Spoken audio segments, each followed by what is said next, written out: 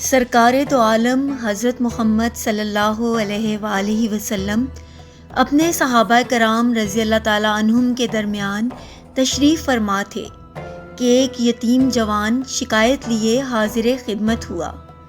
کہنے لگا، یا رسول اللہ صلی اللہ علیہ وآلہ وسلم، میں اپنے کھجوروں کے باغ کے ارد گرد دیوار تعمیر کرا رہا تھا کہ میرے ہمسائے کی کھجور کا ایک درخت دیوار کے درمیان میں آ گیا۔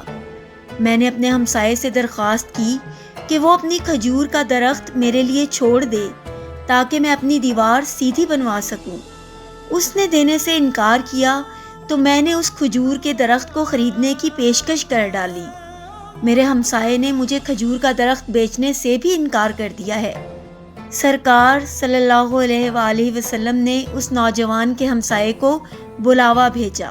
ہمسایہ حاضر ہوا تو آپ صلی اللہ علیہ وآلہ وسلم نے اسے نوجوان کی شکایت سنائی، جسے اس نے تسلیم کیا کہ واقعتاً ایسا ہی ہوا ہے۔ آپ صلی اللہ علیہ وآلہ وسلم نے اسے فرمایا کہ تم اپنی کھجور کا درخت اس نوجوان کے لیے چھوڑ دو، یا اس درخت کو نوجوان کے ہاتھوں فروخت کر دو اور قیمت لے لو۔ اس آدمی نے دونوں حالتوں میں انکار کیا۔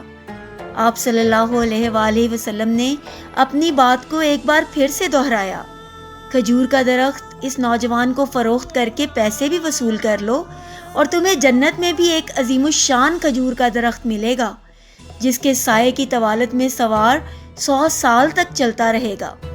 دنیا کے ایک درخت کے بدلے میں آپ صلی اللہ علیہ وآلہ وسلم کی جنت میں ایک درخت کی پیشکش ایسی عظیم تھی جس کو سن کر مجلس میں موجود سارے صحابہ کرام رضی اللہ عنہم دنگ رہ گئے۔ سب یہی سوچ رہے تھے کہ ایسا شخص جو جنت میں ایسے عظیم الشان درخت کا مالک ہو، کیسے جنت سے محروم ہو کر دوزخ میں جائے گا۔ مگر وائے قسمت کہ دنیاوی مال و متاع کی لالچ اور طمع آڑے آ گئی اور اس شخص نے اپنا کھجور کا درخت بیچنے سے انکار کر دیا۔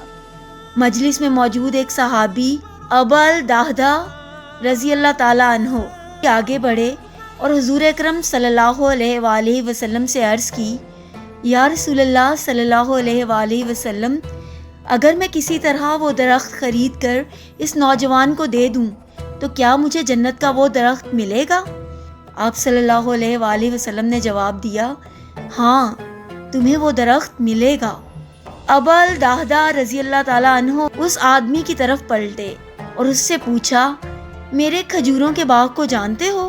اس آدمی نے فوراً جواب دیا، جی کیوں نہیں، مدینے کا کون سا ایسا شخص ہے جو ابو الدہدہ رضی اللہ تعالیٰ عنہ کے 600 کھجوروں کے باغ کو نہ جانتا ہو؟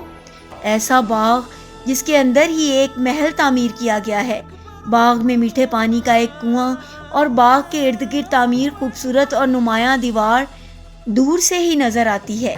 مدینے کے سارے تاجر تیرے باغ کی اعلیٰ اقسام کی کھجوروں کو کھانے اور خریدنے کے انتظار میں رہتے ہیں۔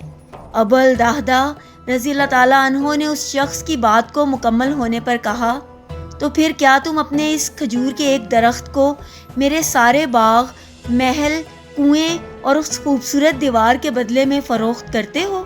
اس شخص نے غیر یقینی سے سرکار دو عالم صلی اللہ علیہ وآلہ وسلم کی طرف دیکھا کہ کیا عقل مانتی ہے کہ ایک کھجور کے درخت کے بدلے میں اسے اس صحابی رضی اللہ تعالیٰ عنہ کے 600 کھجوروں کے باغ کا قبضہ بھی مل پائے گا کہ نہیں؟ معاملہ تو ہر لحاظ سے فائدہ مند نظر آ رہا تھا۔ حضور پاک صلی اللہ علیہ وآلہ وسلم اور مجلس میں موجود صحابہ کرام رضی اللہ عنہم نے گواہی دی اور معاملہ طے پا گیا۔ ابو الدہدہ رضی اللہ تعالیٰ عنہ نے خوشی سے حضور اکرم صلی اللہ علیہ وآلہ وسلم کو دیکھا اور سوال کیا، یا رسول اللہ صلی اللہ علیہ وآلہ وسلم، جنت میں میرا ایک کھجور کا درخت پکا ہو گیا نا؟ آپ صلی اللہ علیہ وآلہ وسلم نے فرمایا، نہیں۔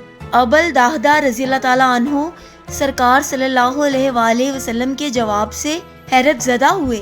آپ صلی اللہ علیہ وآلہ وسلم نے اپنی بات کو مکمل کرتے ہوئے جو کچھ فرمایا اس کا مفہوم یوں بنتا ہے کہ اللہ رب العزت نے تو جنت میں ایک درخت محض ایک درخت کے بدلے میں دینا تھا، تم نے تو اپنا پورا باغ ہی دے دیا۔ اللہ رب العزت جود و کرم میں بے مثال ہے۔ انہوں نے تجھے جنت میں کھجوروں کے اتنے باغات عطا کیے ہیں کثرت کی بنا پر جن کے درختوں کی گنتی بھی نہیں کی جا سکتی۔ ابو الدہداء رضی اللہ تعالیٰ عنہ، میں تجھے پھل سے لدے ہوئے ان درختوں کی کس قدر تعریف بیان کروں۔ آپ صلی اللہ علیہ وآلہ وسلم اپنی اس بات کو اس قدر دہراتے رہے کہ محفل میں موجود ہر شخص یہ حسرت کرنے لگا، اے کاش وہ ابو الدہداء ہوتا۔ ابو الدہداء رضی اللہ تعالیٰ عنہ وہاں سے اٹھ کر جب اپنے گھر کو لوٹے تو خوشی کو چھپا نہ پا رہے تھے۔ گھر کے باہر سے ہی اپنی بیوی کو آواز دی کہ میں نے 4 دیواری سمیت یہ باغ، محل اور کنواں بیچ دیا ہے۔ بیوی اپنے خاوند کی کاروباری خوبیوں اور صلاحیتوں کو اچھی طرح جانتی تھی۔